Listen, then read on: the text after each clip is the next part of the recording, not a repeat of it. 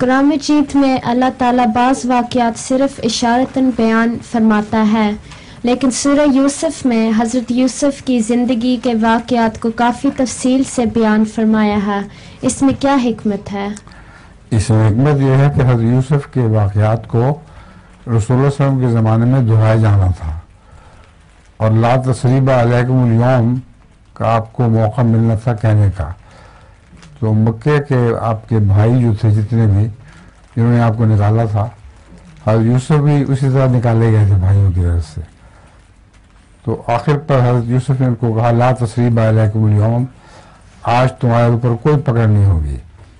بس رسول کریم صلی اللہ علیہ وسلم نے بھی یہی پیغام دینا تھا اہل مکہ کو۔ تو ایک بڑی حکمت یہ ہے۔ دوسرے اس قصے میں اور بھی بہت سی باتیں ہیں جو اور نبیوں کے قصوں میں نہیں آتی۔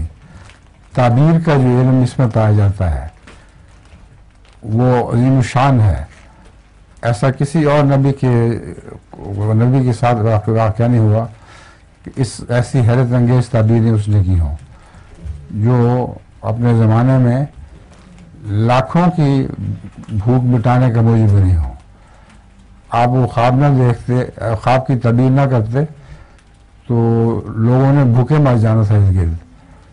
اس خواب کی تعبیر کی وجہ سے لاکھوں انسان ماحول میں، مصر کے ماحول میں وہ اس کھانے پر پلے جو جمع کیا گیا تھا۔